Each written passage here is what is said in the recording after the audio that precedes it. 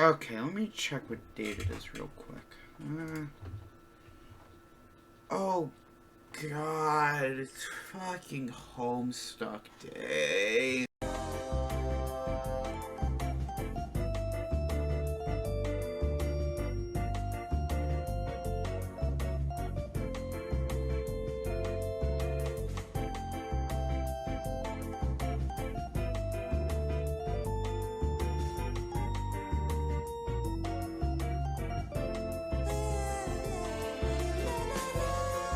Okay, so since Homestuck Day is today, I thought I would make a video talking about the Genesis Project.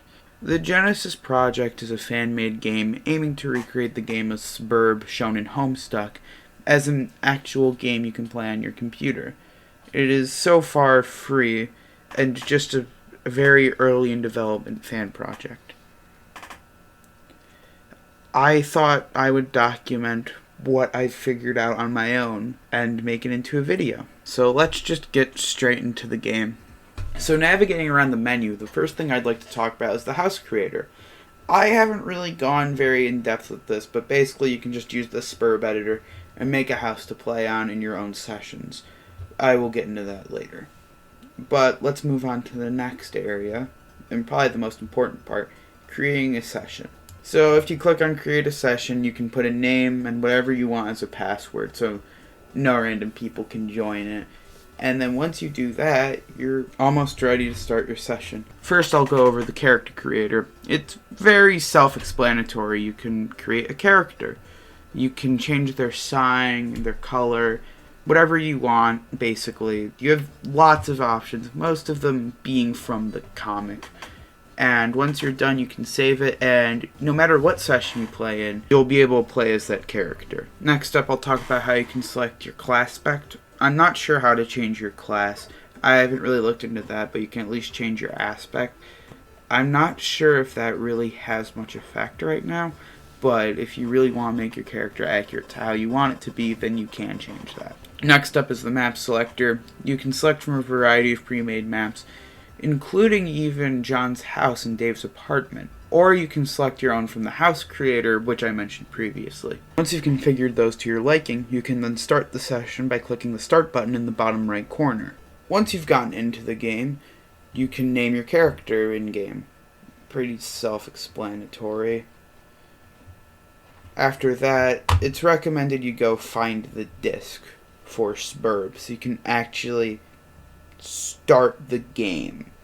Now, usually it's hidden somewhere around the house. I know there's one map where it's just straight in the bedroom, but just explore around your house a bit and try to find where it is. I know sometimes it can be in the kitchen in some maps, like in John's house. I know on Dave's map it's on the roof, but other than that, I can't really help out with any of the other maps. Once you find your CD, you will undoubtedly have an experience with the fetch modus. Now this works how it does in Homestuck. It's a way to carry items. It's basically the inventory system.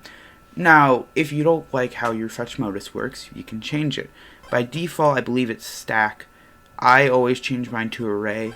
Even though it can carry less items, I like it because I can just access any item I want at any time instead of having to swap around items and waste a lot of time doing that. Now, as soon as you put the Suburb CD into your computer, you'll be met by the Suburb interface.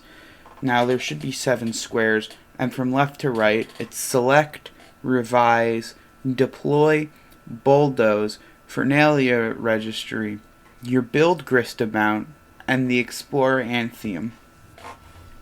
Now the select and bulldoze options do exactly what you expect they would do. The revise option lets you place down walls, floors, and stairs. The Fernalia registry gives you necessary items to progress.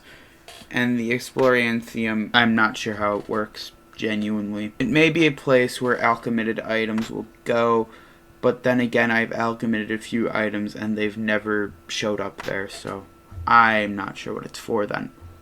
So now is time for possibly one of the most important parts of this game, entering the medium.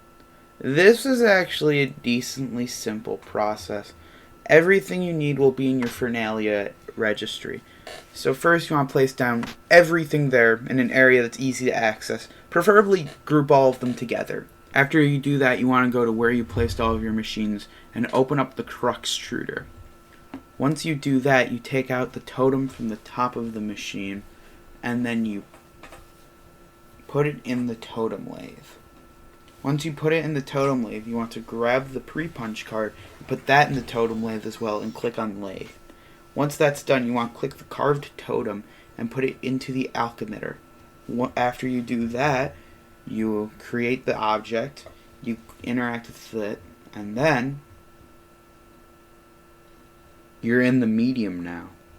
Now, the medium is where the main bulk of this game really happens. A lot of the stuff, such as combat, really happens here and really picks up. So, the first thing you can really do in the medium is just build off your house and be able to grind out a bunch of enemies for XP. And that brings us pretty smoothly into talking about the combat system. The combat system in this game is relatively simple. Weapons work like they do in the comic, where you have your different types of strife specimens, and you can abscond during a fight, so you can kind of slide away. I think that's a really neat feature. I've noticed that weapons usually have two stats, one which is speed and one which is damage. Speed is how fast you can go between attacks, and damage is, well, how much damage it'll usually do. Now, going on to the surface of the medium, it's pretty basic. There's really not much to do. There's teleporters, there's spiregrass, and there's different scenery depending on what medium you got.